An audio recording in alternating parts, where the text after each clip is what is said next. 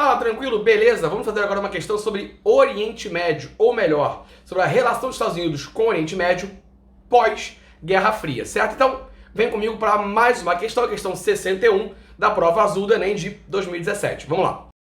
A Primeira Guerra do Golfo, genuinamente apoiada pelas Nações Unidas e pela comunidade internacional, assim como a reação imediata a 11 de setembro, demonstrava a força da posição dos Estados Unidos na era pós-soviética. Beleza? E aí, vamos lá, o que o Enem quer que você responda? Olha para cá. Um aspecto que explica a força dos Estados Unidos, apontadas pelo texto, reside no e na. E aí, vamos lá, olha só. É o Enem, então eu quero o texto. E qual é o momento que o texto está falando para você? Aqui, ó, ele fala aqui pra gente da Primeira Guerra do Golfo, ok? E ele fala aqui pra gente da reação imediata ao 11 de setembro. E aí, a gente precisa mais ou menos localizar isso no tempo e no espaço, tá? A Primeira Guerra do Golfo, ela tá acontecendo ali no início da década de 90. E aí, se você parar e pensar, eu tô falando em 91, acabou a Guerra Fria, certo? Então guarda essa informação. No início da década de 90, você tem a Guerra do Golfo. E a Guerra do Golfo, na verdade, é o seguinte, olha só.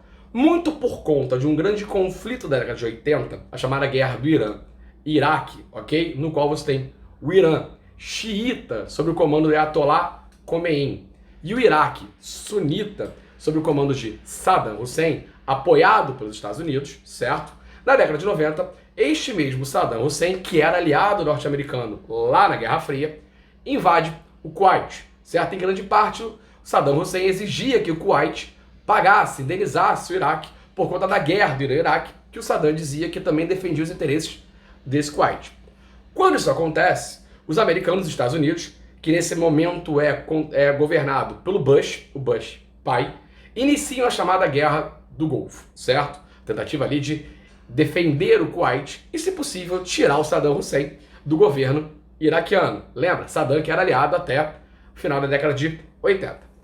Quando você vai saltar agora para a história, a gente está na questão ali do 11 de setembro, 11 de setembro de 2001, quando os Estados Unidos sofrem um ataque nas duas torres gêmeas, certo? Não só ao World Trade Center, você também vai pegar ali mais 3 aviões, um cai no descampado, o outro cai ali em áreas do Pentágono, certo? Embora não pegue o Pentágono em si, mas beleza, os dois que tem na torre.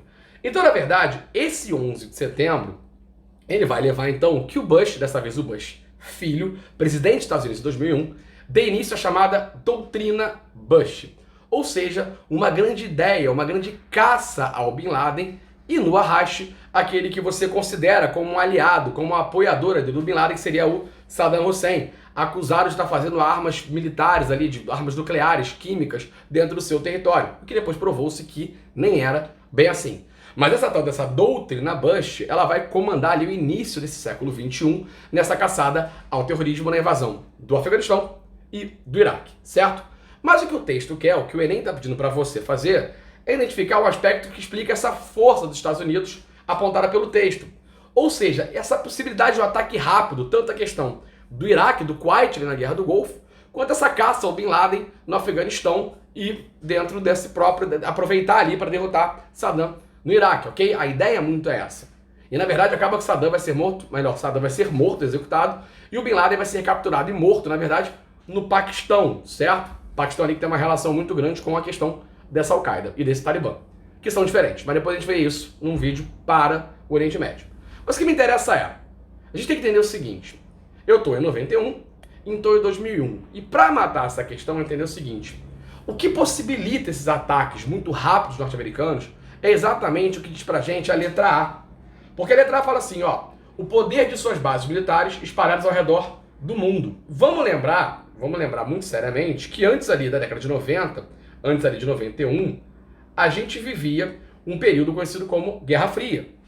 E essa Guerra Fria, ela era definida ali pela questão de um mundo bipolar, de uma disputa bipolar entre duas grandes superpotências. Estados Unidos, do lado capitalista, e União Soviética, do lado socialista.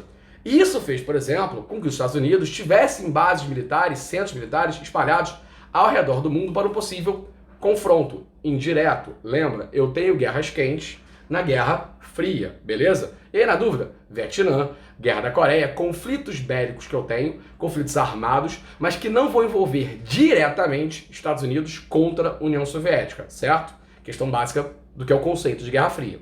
Então o que permite isso é a letra A, tá? E as outras? Vamos lá. A B fala pra gente em alinhamento geopolítico da Rússia em relação aos Estados Unidos. Não, isso não vai acontecer, tá? Mesmo a União Soviética terminando, você não tem esse alinhamento geopolítico dessa Rússia a esses Estados Unidos. A C, política de expansionismo territorial exercido sobre Cuba. Os Estados Unidos tentaram sim dar uma ideia de uma invasão a Cuba, militarmente falando, mas isso foi lá no processo da Revolução Cubana, 59, iníciozinho da década de 60, com a invasão da Baía dos Porcos, certo? Que acaba fracassando. Ou lá na frente um grande evento complexo que é a ideia da crise dos mísseis cubanos, que não chega a ser uma invasão norte-americana a Cuba, isso não vai rolar, mas é uma questão ali diplomática entre Cuba e a União Soviética, culminando na retirada dos mísseis de Cuba, certo? Os mísseis soviéticos de Cuba. Os americanos tiraram uma base que eles tinham na Turquia que eles diziam que não existia, tá? Mas não responde a pergunta de por que os americanos têm essa velocidade dessa guerra do Golfo e da questão do 11 de setembro.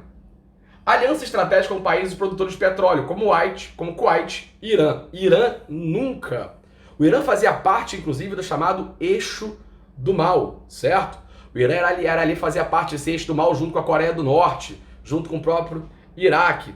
E aí, desde a década de 80, na verdade, que o Irã é um grande inimigo norte-americano, quando você tem a derrubada do governo de um cara chamado Shah Reza Pahlavi, que tinha um governo pró-Estados Unidos no Irã, e a subida ao poder do Ayatollah Khomeini, com o governo xiita, contrária a essa ingerência, essa ocidentalização do Irã via Estados Unidos. E hoje, com a Ahmadinejad, não rola essa união. O Irã faz parte do Eixo do Mal, inimigo dos Estados Unidos dentro dessa doutrina Bush. Então, não pode ser a D.